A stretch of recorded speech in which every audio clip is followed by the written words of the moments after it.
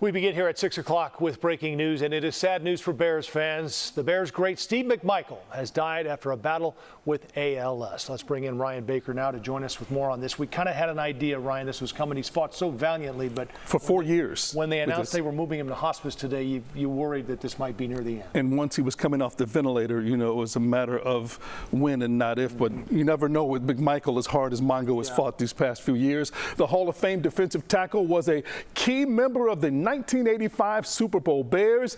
As great of a player as he was on the field, Mongo, as he was affectionately known, was just as beloved for his larger-than-life personality. Our Matt Zahn takes a look back at his colorful career and his decades of commitment to Chicago. Steve Mongo McMichael. Before he was the larger-than-life Steve Mongo McMichael, known for his dominance on the football field for the Bears and his many endeavors off of it, McMichael was a six-sport standout in high school in Texas, where he would also play his college ball. McMichael joined the Bears in 1981, signing with them after the team that drafted him, New England, released him after just one season. I think our defensive line is the best defensive line in pro football. He would go on to become a key part of what is widely regarded as one of the best defenses in NFL history. In 1985, the first of three straight All-Pro seasons at defensive tackle, he helped lead the Bears to their only Super Bowl title, recording a sack in Super Bowl 20. McMichael would play 13 seasons with the Bears from 1981 to 1993 and ranked second only to Richard Dent in team history with 92.5 sacks. A part of 6 division championship teams, McMichael was a 2-time first-team All-Pro. I'd much rather play against an older guy like Montana that you know goes down when you breathe on him. McMichael retired after the 1994 season, but was far from being done in the spotlight. He appeared briefly with WWF before going on to wrestle and commentate for World Championship Wrestling for 5 years.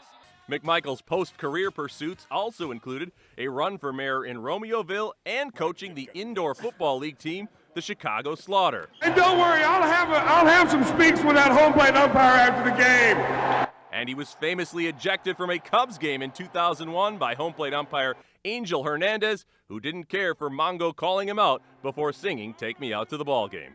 In 2021, McMichael revealed he was battling ALS. 3 years later, along with family and friends who had for years pushed for it, celebrated McMichael getting elected to the Pro Football Hall of Fame. That's you, baby. Forever. Steve Mongo McMichael was 67 years old. Again, he passed away this evening after being taken off a ventilator and put into hospice after a 4-year battle with ALS. My thoughts, prayers, and condolences go out to his wife, Misty, and the legions of Bears fans. When beloved is not a strong enough word to talk about Mongo. Just a huge presence both on and off the field. I had a lot of time I spent with him in the post-playing career, and just one of the true characters, not only in the NFL, but of life. Truly a one-of-one, one of a kind. I mean, legend even kind of comes up short. No question. But he among legends on that 85 Bears team. Yeah. Right, but he wanted to live to see the Hall of Fame moment, and he was unable to make it, but they did have the ceremony at his house there for him. They did, and he has his place in Canton. Yeah, all right. Ryan, thanks very much.